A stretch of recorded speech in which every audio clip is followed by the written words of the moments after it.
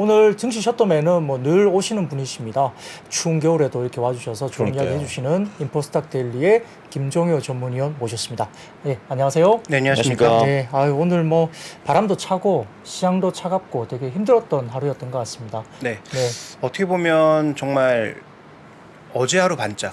뭐 물론 우리 증시가 미국 증시만큼 밀린 건 아니라고 할지라도 우리 시장도 별로 좋은 분위기는 아니었는데요. 그런데 어제 이제 잠깐 하루 반짝하더니 오늘은 그 배 하락을 보이는 모습이어서 일단 그리고 상승 종목이 뭐 거의 없었다라는 것. 그다음에 낙폭도 작지 않았다라는 것은 크리스마스를 앞두고 좀 너무 우울한 그런 하루가 아니었나 생각이 듭니다. 그래서 아마 주식 투자하시는 분들의 대부분은 내일이 이브고 다음 날이 이제 크리스마스인데 별로 그 기분을 느끼지 못하실 것 같은데요. 근데 뭐 저도 그렇고 시청하시는 분들도 맞아요. 지금 두 분의 모습을 보면서 그래도 약간의 위로를 얻을 수 있지 않나 생각이 듭니다. 웃을 수만 있다면 뭐. 네, 특히 이제 강 작가님은 정말 너무 잘 어울리지 않으세요? 그 수염이 정말 신의 한 수 같은. 어디 동화에 나오는 어떤 그런 캐릭터가 딱 어울리시는 것 같습니다. 네, 코수염이 없는 게 정말 신의 한 수였다 생각이 이리 오너라. 근데 일단 오늘 시장의 모습을 일단 그 지도로 보시면 빨간색이 거의 안 보입니다. 그리고 짙은 파란색이 많이 보이는 양상이어서 대부분 다 3% 이상의 하락세를 보인 시장이었고요. 이 강세를 보이는 종목군들도 뭐 LG, LG전자, 그다음에 이쪽에 뭐 롯데케미칼, 대한유화 정말 몇 종목 없었고 상승폭도 굉장히 제한적이었거든요. 그래서 전반적으로 좀 수급이 무너진 모습이다. 근데 어제 오늘 이틀이나 그 금융투자의 매수가 비교적 있었는데도 이런 모습이 나타난 것은 결국 금융투자가 매수가 들어오긴 했지만 프로그램에 기댄 그 배당 차익을 기대한 매수였기 때문에 배당 차익을 기대하는 매수라면 올려서 사면 살수록 불리하죠. 그러니까 호가를 굉장히 낮게 조금 포진해 놓은 것이 아닌가 이렇게 좀 예상이 되고요. 그래서 유가증권 시장도 전반적으로 굉장히 힘든 모습을 보였고 그리고 지금 뭐 코스닥 시장으로 간다고 하더라도 마찬가지죠. 지금 뚜렷하게 좀 강세를 보이는 몇몇 재료가 있었던 종목을 제외하면 코스닥 시장도 종목이 이렇게 많은데 이렇게 파란색이 많이 보이는 흐름은 굉장히 드물었고요. 특히 시가총액 상위 종목군들의 전체적인 하락폭이 컸다는 관점에서 봤을 때 오늘은 다 아시는 것처럼 뉴스 효과 결국은 주식 세금은 통과가 됐지만 양도세 기준 자체가 10억에 머물므로써 일부 중소형주 쪽에 좀 더 매물이 흘러나오는 모습을 보인 것이 아닌가. 그리고 이런 흐름이 뭐 다음 주 초반 정도까지는 이어질 가능성이 있지 않을까라는 그런 우려도 나올 수 있는. 그래서 어떻게 보면 종목으로 봤을 때도 또 시장 전체로 봤을 때도 오늘은 굉장히 힘든 하루였다 이렇게 볼 수 있을 것 같습니다. 일단 저 화면을 어디서 볼 수 있나 궁금하신 분들 꽤 많으시네요. 어디서 볼 수 있나요? 이게 줌 인터넷에 지금 국내 증시의 맵이 나와 있고요. 뭐 미국 증시도 맵이 나와 있는데 미국 증시는 아직 뭐 좀 시작하는 단계인 것 같고 국내 증시는 이렇게 뭐 눌러보시면 업종별로도 또 다 이렇게 챙겨보실 수 있습니다.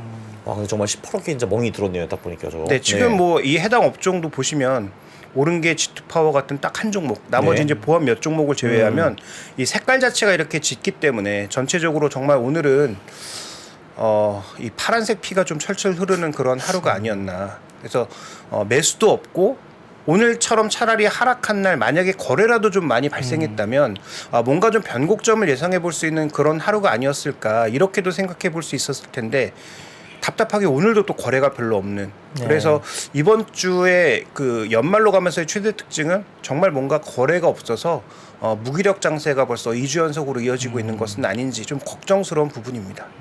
배당락은 올해는 언젠가요? 27일인데요. 네.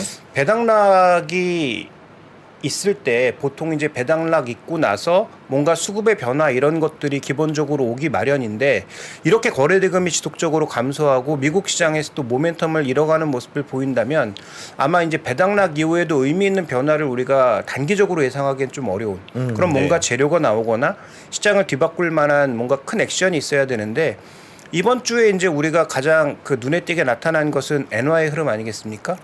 BOJ가 예상외의 선택을 하면서 그렇지 않아도 약세를 보이고 있던 달러를 더 강하게 꺾어 버렸죠. 그러면서 원화 강세로 가면 외국인들이 조금이라도 매수해 주지 않을까 생각했습니다만 외국인들의 대응은 여전히 매도 우위였고요. 그러니까 뭐 매도 우위라기보다는 매수가 약해졌다 정도가 정확한 표현일 것 같기는 한데 어쨌든 수급으로 외국인이라고 하는 수급 주체가 사라진 상황에서 금융투자의 매수는 배당에 기댄 굉장히 저가 매수 정도에 그쳤고 그다음에 이제 개별 매도가 나타나는 종목군들이 낙폭이 좀 확대되면서 이슈가 좀 확대되는 모습을 보이다 보니까 오늘은 전체적으로 좀 시장이 계속 힘들었다. 그다음에 배당락 자체도 어떤 터닝 포인트를 만들기에는 좀 쉽지 않을 것 같다라고 봐야 할 것 같습니다. 사실 이제 오늘은 대주주 관련 이슈가 좀 더 수급적으로 불거졌다고 볼 수 있죠. 그렇죠. 뭐 사실 뭐 미국 시장이 어제 좀 좋지 못한 데다가 갑자기 어제 밤늦게 이렇게 결정된 대주주 관련된 기준이 급하게 좀 팔아야 되는 그런 수급적인 면도 사실은 기대했던 것보다 조금 낮게 책정되면서 이제 그런 수급적인 부분도 이제 매수가 공백이다 보니까 이제 팔면 팔수록 이제 더 빠지는 좀 힘없는 장이 됐다고 좀 보입니다.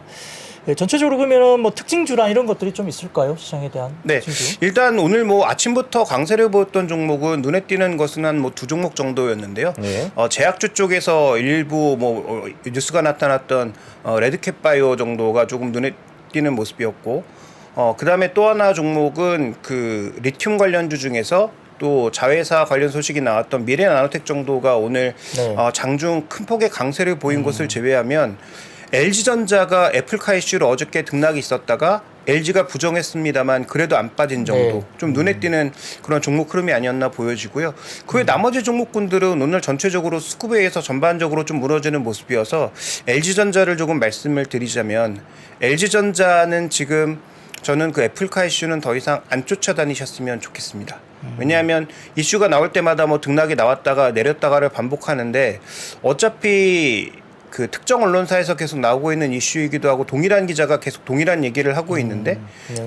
LG전자가 아니라고 부정하거나 아니면 시장에서 계속 잊혀진 이슈로 나타나고 있는 상황이기 때문에 제가 보기엔 사실이라고 하더라도 누구도 인정하지 않을 가능성이 높다. 그러면 그런 이슈가 더 이상 시장에 영향을 미칠 건 적고, 오히려 주목해서 봐야 되는 것은 LG전자가 분기별로 봤을 때 4분기까지 실적이 안 좋은 건 이미 알고 있는 사실이잖아요. 네.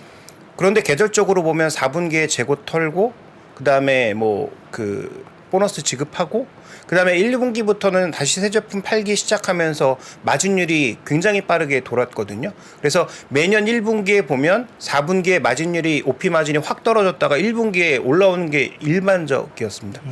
근데 올해 1분기에 과연 그럴 수 있느냐, 여기에 이제 좀 더 포커스를 맞춰 보시는 게 좋을 것 같고요. 밸류 기준으로 봤을 때는 뭐 P는 변수가 많으니까 빼면 PB 기준에서는 거의 저점 수준인 건 맞는데, 만약에 1분기에 OP 마진이 안 올라오는 그런 모습을 보일 경우 과연 얼마만큼 강세를 보일까, 그런 쪽에 좀 우리가 포커스를 맞춰서 좀 바라봐야 되는 것이 아닌지. 저는 그래서 오늘 시장 특징주로서 가장 눈에 띄는 것은 LG전자를 좀 봤고요. 그다음에 또 하나 이제 좀 눈에 띄는 종목군은 이따가 다시 한번 언급드리겠습니다만, LCC 종목군들이 그래도 장 중반까지는 버티다가 네. 후반 들어서는 대부분 마이너스로 돌아서는 종목군들이 꽤 많아졌는데, 이런 LCC가 움직이고 있는 것은 결국은 중국이라고 하는 키워드가 굉장히 여러 가지 산업에 영향을 미치고 있다. 그래서 지금 중국으로 인해서 초반에 화장품, 카지노 뭐 이런 종목군들이 조금 움직였다면, 그 뒤를 이어받아서 여행, 그다음에 뭐 면세점, 그다음에 그 위에 뭐 저번 주에 말씀드렸던 구리 가격의 반등이라든지 이런 것들까지 움직이기 시작하면서 이제 BDI도 올라왔고, 그래서 뭐 H&M, 페노션 이런 종목군들까지 점점 확산되는 양상입니다. 그래서 이 중국이라고 하는 키워드가 시장이 뭐 레벨 다운해서 정말로 크게 밀리면 뭐 다 소용이 없겠지만, 만약에 그렇지 않고 중국이 계속 뭔가 풀어주는, 방역에 관련돼서 풀어주는 그런 모습을 보인다면 중국 관련 카테고리로 묶여있는 종목군들의 순환매가 일정 부분 나타날 가능성은 여전히 좀 시장에서 우리가 가능성을 두고 봐야 되지 않겠는가, 이렇게 보고 있습니다. 그럼 오늘은 결론적으로 재미있는 게 거의 하나도 없었는데 이제 주간 수급 좀 얘기 좀 해주실까요? 네, 주간 수급에서 제가 가장 보는 특징적인 부분은 이제 준비된 그림 보시면 금융 투자가 이제 굉장히 매수를 늘렸다는 거죠. 네. 근데 늘렸음에도 불구하고 아까 말씀드렸던 것처럼 이 매수는 진짜 뭐 포지션을 늘리는 그런 매수라고 보기에는 조금 힘든 것 같고, 네. 그다음에 매수가 이만큼 들어와도 지수의 그 상승 강도가 낮은 이유도 결국은 배당형 매수기 때문에 호가를 올려가면서 사는 그런 강한 매수는 아니다. 선물과 연계된. 그래서 선물을 팔면서 동시에 현물을 사는 그 정도의 매수를 보여주고 있고, 그래서 이 매수가 힘이 없는 매수라면 배당락 이후에 이게 매물화될 가능성이 높거든요. 그러면 시장의 진짜 수급의 흐름은 아까 언급드렸던 대로 27일 배당락 이후에 이 매물을 누가 얼마나 강한 강도로 받느냐가 관건이 될 것 같습니다. 그래서 주간 수급에서 가장 눈에 띄는 것은 뭐 외국인들은 횡보 정도였고 금융투자가 순매수한 것이 가장 눈에 띄는 흐름이지만 그럼에도 불구하고 수급의 진면목은 다음 주 화요일 이후 배당락 이후에 나타날 가능성이 높다라는 관점에서 배당락 이후에 과연 이 물량을 누가 받는지를 잘 살펴보실 필요가 있겠고 이게 아마도 연초까지 분위기가 이어질 가능성이 있어서 다음 주 화요일 이후부터는 뭐 특별한 재료가 없는 상황이니까 수급과 관련된 부분에 주목해 보시는 게 가장 좋을 것 같습니다. 보통 이제 기관들 중에 배당 때문에 들어온 수급들은 연초부터 바로 또 팔기 시작하니까요. 그렇죠. 네. 그러니까 그 수급을 개인들 글쎄요, 뭐 외국인들이 좀 받아주면 좋은데 그 부분이 이제 다음 이제 넘어가면서 어떻게 기관의 배당과 관련된 물량들을 1월 초부터 좀 받아내느냐 그게 또 관건이긴 하겠네요. 근데 이제 중요한 것은 외국인들이 워낙 강세도 지금 안 사고 있는 게 가장 핵심 포인트 아니겠습니까? 네. 어차피 나중에 저가 매물로 나올 거니까 안 사고 있는 것인지. 그래서 지금은 거의 쉬고 있는 그러니까 그 외국인들의 순매매 금액으로 봤을 때 네. 금액 자체가 총액이 굉장히 줄어들었잖아요. 네. 어차피 나중에 다시 이게 매물로 나올 거기 때문에 그때 받으려고 좀 발을 빼는 것인지. 그래서 최근에 원화 강세에도 굉장히 주저하고 있는 외국인들의 행보가 말씀해 주신 것처럼 이어진다면 그래도 우리 시장이 뭐 2,300 이 정도에서는 그래도 어느 정도 힘을 좀 받으면서 버틸 수 있지 않을까 이렇게 좀 봐야 될 것 같습니다. 예, 오랜만에 컨트쟁이 한마디. 그 배당주 같은 경우는 확실히 그 12월에 월등히 수익이 좋고 네. 진짜 1월이 특출나게 안 좋기는 하더라고요. 그래서 뭐 평균 한 그래도 마이너스 2%, 3%그 정도 빠지니까 배당주 투자하신 분들은 좀 유념하시면 좋을 것 같습니다. 그 이번 주까지면 6주 연속 코스피가 빠질 건가요? 6주 정도 연속으로 빠진 거죠. 네. 그래서 뭐 7주 연속 빠진 게 역사적으로 한 번 있을까 모르겠습니다. 뭐 아마 금융위기 때 한 번 정도 7주 연속 빠진 게 네, 제 기억으로도 네. 아마 7주, 8주가 아마 맥스. 네, 네. 한 번 정도였고 이번 주 6주 연속이기 때문에 다소 좀 과하게 빠지고 있는 모습은 분명히 맞는데요. 물론 이제 다음 주 화요일까지는 조금 이제 조심을 해야죠. 물량이 좀 더 나올 수 있는 구간이고 그렇기 때문에 조심을 해야 되겠습니다. 그래서 연말에는 상당히 좀 힘든 구간이 되고 있는 모습이고요. 그 대주주 그것 때문에 이제 물량이 나오신다는 거죠, 그죠? 뭐 그 영향이 없지 않다고 저는 봅니다. 네. 실제 뭐 좀 시장에서는 뭐 30억 정도 수준에서 약간 좀 이렇게 협의가 되는 것이 아니냐 기대를 사실 조금 했던 느낌도 들어요. 네. 그런데 이제 10억으로 그대로 이제 가다 보니까 조금 충격을 좀 받는 것도 네. 일부 영향은 있었다 이렇게 볼 수는 있습니다. 그거를 피하려면은 그 화요일 오전까지 팔아야 되나요? 어떻게 돼요? 아니요. 화요일까지 팔아야 되고요. 네. 그러니까 3일 결제이기 때문에 네네. 29일 날 폐장이니까 네. 화요일 27일까지는 파셔야 되고 그래야지 대주주에 해당이 안 된다 그렇죠. 이거군요. 네, 근데 문제는 27일 화요일까지 판 물량 그 주식이 네. 가지고 있는 나머지 물량이 네. 29일 마지막 종가에 네. 결정이 되거든요. 예. 종가 그러니까 이틀 동안의 종가의 변동성이 있어요. 아, 네네네. 그래서 좀 어설프게 팔았다가 28, 29에 주가가 만약에 갖고 있는 주식이 오르면. 올라버리면 그럼 큰일 나죠. 29일 종가에 10억이 넘어갈 수도 있잖아요. 그 내가 이제 네. 팔아가지고 네. 다 9억 5천이다 했는데 네. 갑자기 이틀 만에 10억이 되고 오 10억, 이런 거죠. 10억 천으로 네. 올라갈 수 있죠. 그렇죠, 28, 그렇죠. 29일 날 이틀 동안의 주가 흐름이. 그러면 이제 다시 10억의 대주주가 되기 때문에 네네. 조금 여유 있게 팔아야 되는 그런 부분도 사실 있습니다. 그러다 보니까 그렇죠. 그래서 네. 연 수익률이 좋았던, 그러니까 지금은 뭐 많이 내렸지만 연 수익률이 좋았던 그런 종목군들 같은 경우에는 네. 공격을 받을 가능성이 높아지는 거죠. 그러겠죠. 네. 네. 뭐 상당히 좀 어렵습니다. 그래서 뭐 오늘 사실 시장에서는 연간 단위의 수익률이 좀 좋은 종목들이 이제 쭉 솔팅이 되면서 이렇게 좀 도식화되면서 이렇게 좀 서로 공유화되는 그런 모습도 보였는데 뭐 그 가운데 이제 실적이 있는 종목들은 그래도 좀 반등이 좀 먼저 그래도 나오지 않을까 생각은 듭니다만 아무튼 다음 주까지는 조금 물량적인 부분들이 좀 부정적일 영향은 좀 있을 수 있는 그런 구간이다 이렇게 염두를 해두시면 좋겠습니다. 그러면 이제 주간 수급에서 좀 주목해야 될 업종이나 뭐 특징들 따로 좀 있을까요? 네. 종목이나. 뭐 지난주에도 네 종목을 말씀드렸는데 이번 주에는 네. 네 종목 정도를 선정해 봤습니다. 네. 다시 한번 말씀드리자면 여기 특징주가 뭐 제가 좋게 보거나 아니면 지금 뭐 관심을 가져야 될 종목이 아니라는 점은 다시 한번 강조드리면서 일단 뭐 포스코 케미칼을 포함한 2차 전지가 계속 무너지고 있는데 이것은 방금 이제 차장님이 말씀하셨던 연간 수익률이 굉장히 좋았던 종목들이고 나름대로 이제 물량을 비교적 많이 보유하고 계신 분들이 있는 종목군들일 수 있기 때문에 그래서 최근에 2차 전지가 여러 가지 이유로 하락하고 있지만 뭐 테슬라 이슈도 있을 것이고 그다음에 뭐 전기차 판매와 관련된 이슈도 있을 것이고 여러 가지 이슈가 묶여 있지만 그다음에 많이 올랐다라는 것도 하나의 이유가 되겠지만 방금 언급됐던 이 대주주 이슈와 관련돼서 물량이 나올 가능성도 배제할 수 없다. 그러면 대장주 가장 많이 오른 특히 이 10월 11월 달에 가장 이제 핫했던 포스코 케미칼 같은 종목을 축으로 해서 언제 터닝하느냐 이걸 한번 또 보실 필요가 있겠죠. 대신 LG 에너지 솔루션은 좀 다릅니다. 내년도에 이제 그 1년 관련 물량도 나올 수 있기 때문에 네. LG 에너지 솔루션은 조금 다르게 보셔야 되고요. 그렇다면 포스코 케미칼을 포함한 이런 종목군들이 언제 터닝하느냐에 따라서 관련된 종목군들의 움직임이 전반적으로 좌우될 수 있고요. 이번 주 음식료 굉장히 강했습니다. 그래서 뭐 오리온도 강했고 농심도 비교적 견조했고요. 네. 뜬금없이 대상도 이제 오르는 그런 모습을 보여주면서 음식료 같은 경우에는 원재료 가격이 떨어지면서 환율까지 움직이기 시작하니까 이제 양가적으로 다 좋아지는 거죠. 원가는 떨어지는 거고 내가 그 원제품을 사야 되는 환율 자체도 원화가 강세를 보이기 시작하면서 이익 개선이 올 수 있겠다. 그런데 대부분 이게 레깅 되니까 네. 4분기, 1분기부터 실적이 더 좋아질 가능성이 보인다. 그리고 Q를 늘리는 종목 오리온처럼 중국에서 선방하고 베트남에서 늘려 나가는 그런 종목이라든지 아니면 뭐 농심처럼 미국 공장이 새로 열어서 새롭게 Q가 늘어나는 이런 종목에 대해서 시장은 좀 관심을 갖고 있는 것 같고요. 그다음에 오늘 이제 특징주였지만 주간 특징주로 말씀드리려고 언급드리지 않은 게 한국전력입니다. 네. 뭐 아시는 것처럼 요금 올라가는 것은 뭐 거의 이제 기정사실이라고 봐야 될 것 같고요. 그러니까 시장에서 이게 PB 0.2배까지 빠진 이유는 뭐 다시는 것처럼 뭐 분기당 7조, 8조의 손실이 나기 시작하면서 도대체 언제 좋아지는 거냐.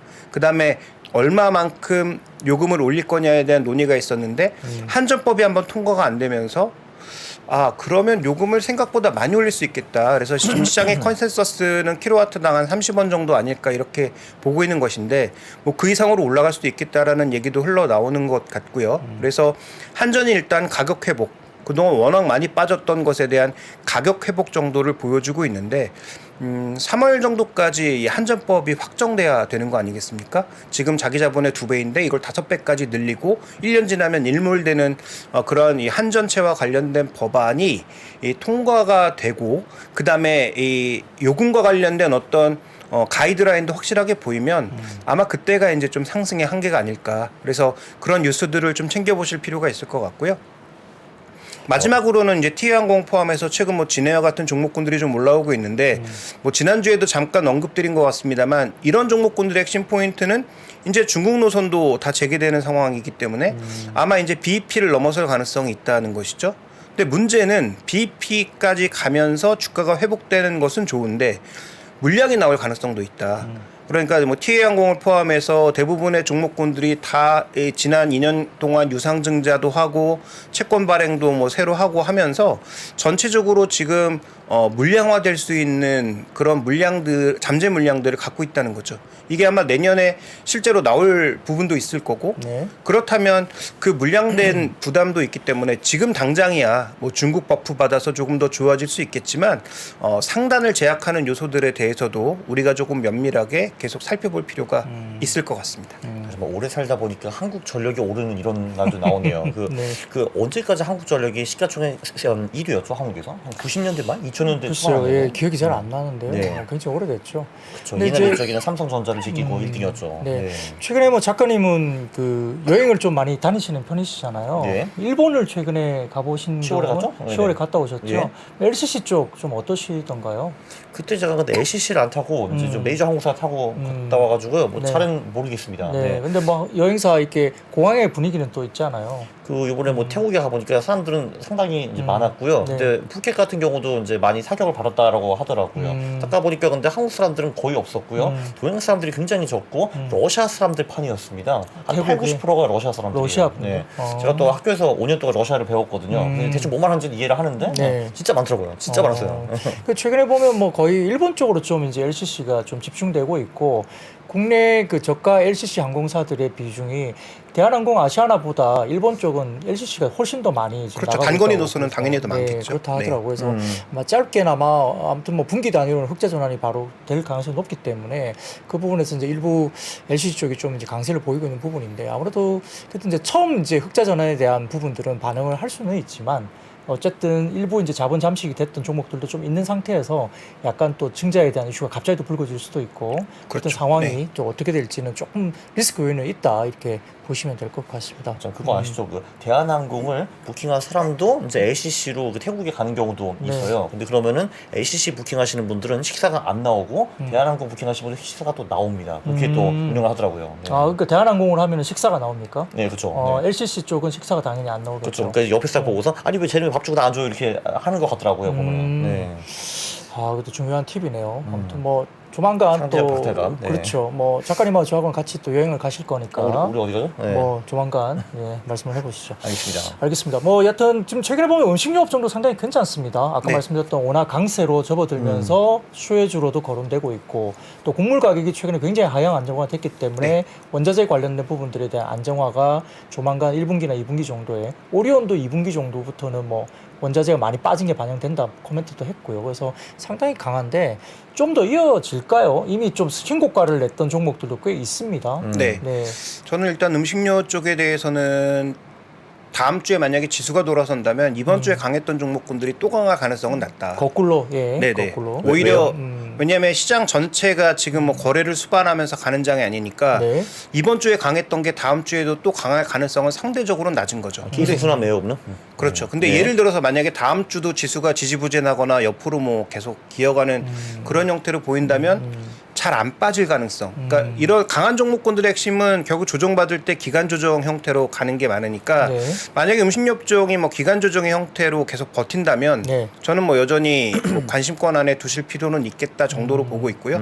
뭐 대장주는 저 개인적으로 농심이라고 판단하고 있는데 시장은 오리온이라고 판단하고 있는 것 같아서 오리온의 어떤 흐름이 흔들리는지를 잘 살펴보시는 게 도움이 될 것 같고 그다음에 저는 일단 그 분위기를 조금 느낄 수 있는 종목은 최근에 이제 많이 오른 오리온이나 농심보다는 그저께인가요? 어젠가 그저께인가 급등했던 대상이 이제 대상? 예, 왜냐하면 대상은 실적이 계속 컨센서스를 하회했거든요. 네. 그런데 어저께 갑자기 다른 종목구도 움직이는 보고 장대 양봉 딱 세우고 이틀 동안 옆으로 이제 붙이는 그런 모습을 보이고 있어서 그런 종목군들의 흐름을 보면 그 업종 내에서도 아마 순환이 좀 돌지 않을까. 물론 이제 뭐 펀더멘탈이 안 되는 종목까지 돌 가능성은 낮다라고 봐야 네. 되지만 네. 일단 최근에 물류비 하락, 그다음에 원자재 가격 하락, 그다음에 원화의 강세 세 가지가 겹치고 있는 상황이기 때문에 뭐 정부가 압박 넣어서 갑자기 이제 뭐 제품 가격 내려라 뭐 이러지 않는 한에는 제가 보기엔 그들 업종이 시장이 부진할 때 조금 더 강하게 버틸 가능성은 아직은 남아있다 정도로 보시는 게 좋을 것 뭐 같습니다. CJ 제일제당도 상대적으로 좀 못 오르는 느낌도 드는데요. 이게 작년에 연초에 워낙 작년이 아니죠. 올해 연초에 네. 워낙 강해서 네. 제가 벌써 자꾸 23년을 생각하는 것 같습니다. 자꾸 네. 작년이라고 하는데 올해 연초에 CJ제일제당이 여러 가지 모멘텀으로 워낙 강해서 네. 밸류가 일단 올라와 왔기 때문에 다른 종목 대비해서는 조금은 부진한 것 같습니다. 네. 여기 보니까 그 미국, 뭐 유럽 그리고 일본 제조업 PMI 지표들을 가져오신 것 같은데 네. 이거는 왜 가져오셨나요? 네, 일단 저는 오늘 그 하이투자증권 자료를 보면서 제 개인적으로 굉장히 궁금했던 것을 그냥 여러분들과 공유하고 네. 싶어서 네. 가져온 예. 것인데요. 예. 뭐 다른 국가는 그렇다 치고 예. 프랑스하고 독일의 제조업이 개선되고 있다. 근데 제가 이제 뭐 증시도 찾아보고 뉴스도 좀 이렇게 검색해보고 했는데 특정 산업이 뭐가 개선됐는지를 잘 모르겠더라고요. 네. 그런데 네. 지금 PMI가 돌고 있다는 거죠. 프랑스도 돌고 있고 독일도 돌고 있고. 근데 자동차 신저가, 독일도 지금 자동차 신저가 수준이고 특히 폭스바겐 같은 경우에 신저가로 가고 있고 전체적으로 좋지 않은데 유일하게 지금 올라오고 주가 기준으로 올라오고 있는 게 지멘스가 올라오고 있고요. 네. 최근 석 달 동안에는 많이 반등하지 않았나요? 프랑스, 독일 있죠? 한 7, 8% 오른 걸로 기억한대요. 지수는 반등하고 있는데 네. 업종이 별로예요. 네. 네, 업종의 이제 종목군들 흐름 봤을 때 소비재라든지 이런 쪽에서 뭐 전혀 움직임이 없고 네. 제조업 쪽에서도 봤을 때 최근에 이제 급격하게 올라온 건 에어버스 네. 네. 그 다음에 방금 말씀드렸던 지멘스, IT는 뭐 여기도 망가진 거 마찬가지, 네. 자동차 망가지고 있고요.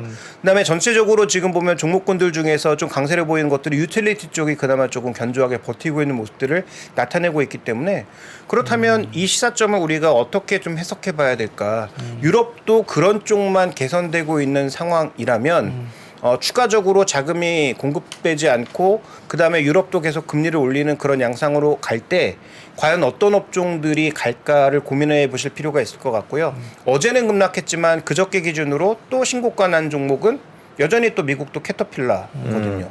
그다음에 여기 또 코나그라 같은 종목군들이 신고가 나고 있다는 것. 그러면 미국 시장이나 지금 우리 시장이나 각각의 지수 위치는 달라도 움직이는 종목군들은 결이 조금 비슷한 부분이 분명히 있다. 그래서 인프라를 축으로 하는 한 섹터, 그다음에 우리는 중국을 축으로 하는 하나의 섹터, 그다음에 음식료를 포함해서 내년에 여러 가지 이런 불안감에도 불구하고 실적이 조금 버틸 것 같은 업종들이 그래도 조금은 견조하게 움직이고 있는 게 네. 아닌가 이렇게 좀 해석해 볼 수 있을 것 같고요. 그다음에 이제 제가 또 하나 이제 생각해 보는 것은 달러가 약세로 이제 확실하게 돌아선 것 같은데 달러 약세가 일단 나타난 이후에 이걸 더 속도로 촉발하고 있는 것은 BOJ의 결정이었다. 네. 네. 근데 이제 BOJ의 결정 이후에 아시는 것처럼 ECB가 상반기에 한 뭐 125bp 정도 더 올릴 것 같다. 내년 상반기에. 그런데 이제 미국은 올려도 50bp에서 한 75bp 정도 올릴 거라고 생각을 하게 되면 여기서 이제 금리 차이가 나는 거죠. 그러면 금리 올리는 속도가 유럽이 만약에 더 빨라진다라는 것을 가정할 때 그다음에 일본이 내년 연초에 정책을 만약에 바꾼다라고 생각을 했을 때 그러면 달러 약세는 더 가파라지는 것인가? 물론 뭐 달러가 그렇다고 해서 무너지는 형태는 아니겠지만 달러 약세가 더 나타난다라는 것을 한번 추적해 봤습니다. 그래서 하나투자증권의 자료를 봤더니 지금 각 통화에 있는 비상업적 포지션, 소위 투기적 포지션이라고 움직이는 그런 포지션들이 달러에선 급격히 줄고 유로화와 엔화 쪽에서는 급격하게 증가하는 모습을 보여주고 있다는 것이죠. 그러니까 외환 시장에서도 올해와 좀 판이 바뀌는 부분이 있다. 특히 달러 기준으로 달러가 약세로 가고 나머지 통화들 쪽에서 뭔가 변화가 나타날 수 있는 그런 요인들이 나타나고 있다. 그렇다면 유로와 엔이 강세를 보일 때 상대적으로 움직일 수 있는 업종이나 종목군들이 또 어디에 있는지, 달러 약세에 기인해서 봐야 되는 종목이 또 어디에 있는지, 그렇게 연결해 보면 아까 말씀드렸던 한국전력도 연결되거든요. 네. 왜냐하면 달러로 결제해야 되니까 달러 결제 쪽에 있어서 환율 효과를 일부 받을 수 있고 항공업종도 또 그런 효과가 일부 있을 수 있으니까 워낙 강세에 결부되어서 같이 나타날 수 있는 업종군의 흐름에 대해서는 우리가 지금부터 한번 또 살펴볼 필요가 있을 것 같고요. 자, 그 다음에 이제 아까도 언급드렸던 저는 뭐 중국이 여전히 중요한 키워드라고 보고 있는데 지금 한국 입국자 수를 보시면 조금 늘어난 것 같지만 여전히 2019년도에 비하면 바닥의 바닥 수준이라는 거죠. 네. 그나마 2019년 수준을 뭐 비슷하게 회복하고 있는 것은 유럽이나 미주 지역 정도가 조금 비슷하게 한 60-70% 회복을 했고 지금 뭐 중국은 거의 뭐 제로에 가깝고 빠르게 회복하고 있는 게 동남아 쪽. 그래서 저도 요즘 뭐 명동이라든지 이런데 뭐 다녀보면 정말로 이제 동남아시아 분들 많이 볼 수 있고요. 그다음에 외국 분들, 일본 분들 많이 볼 수 있습니다. 네. 일본이 이제 가장 많이 회복을 했겠죠. 그렇다면 중국이 돌아왔을 때 국내에도 영향을 미치는 게 있을 테지만 중국이 방역을 풀면서 중국 내에서 여전히 물건을 팔고 있는 한국 업체들도 일부 좋아질 가능성이 있지 않느냐.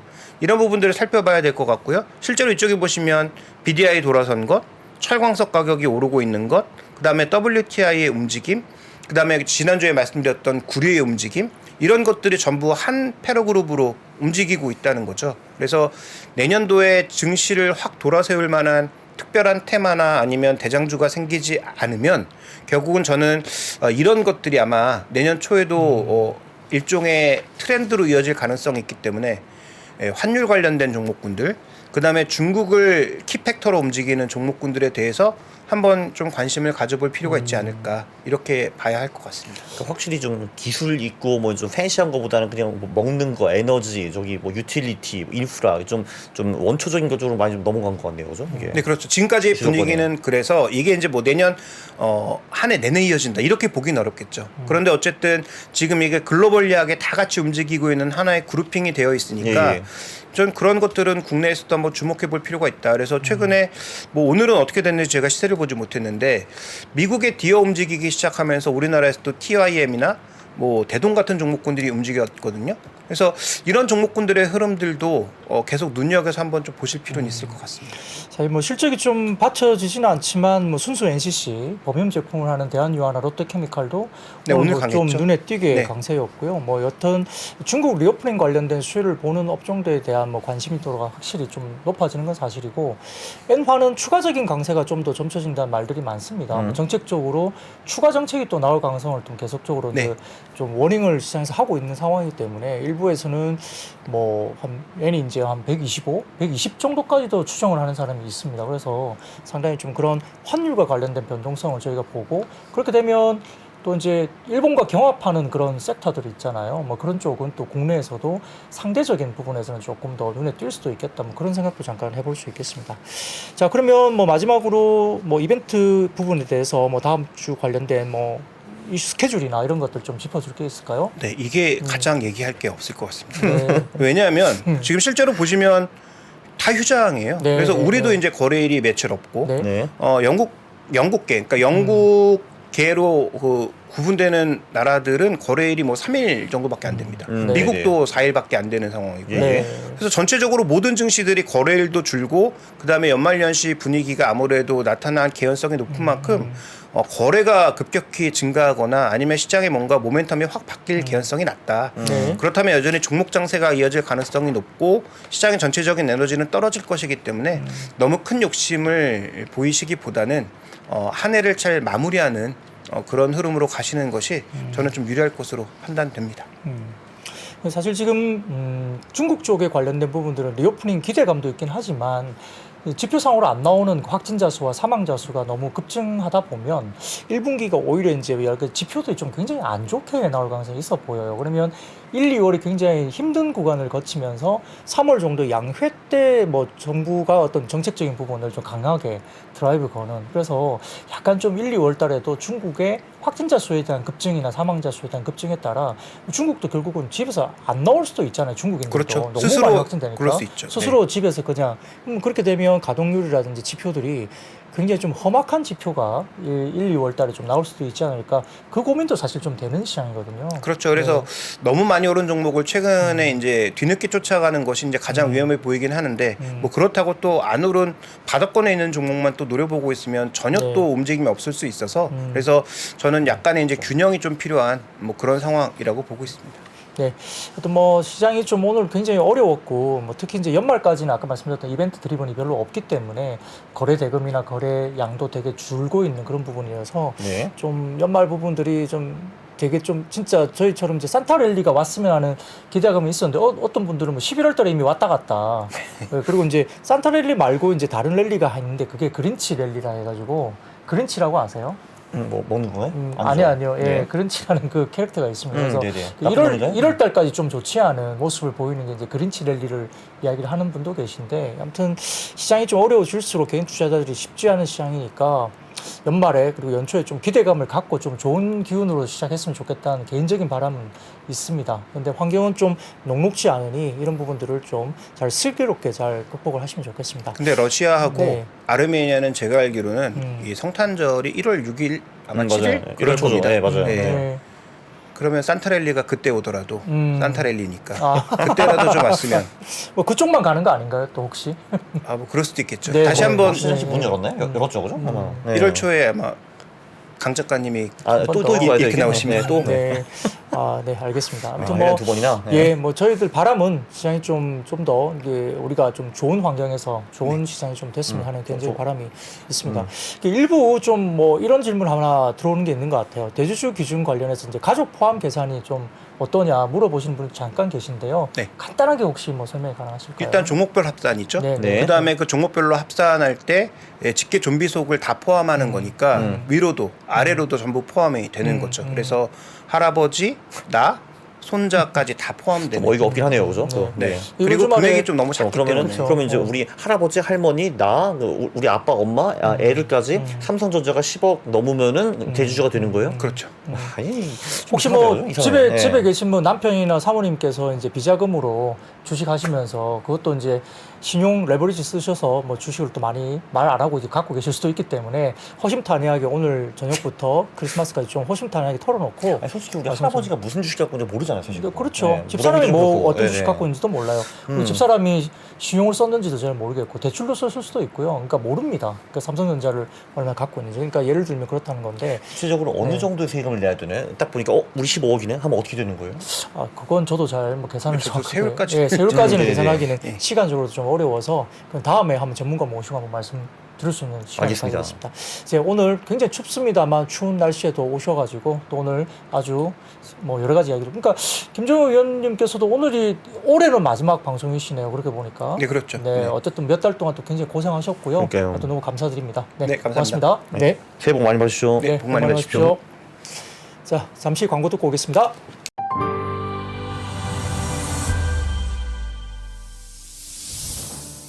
주식 투자자 여러분, 바로 지금 더 늦기 전에 준비하셔야 됩니다.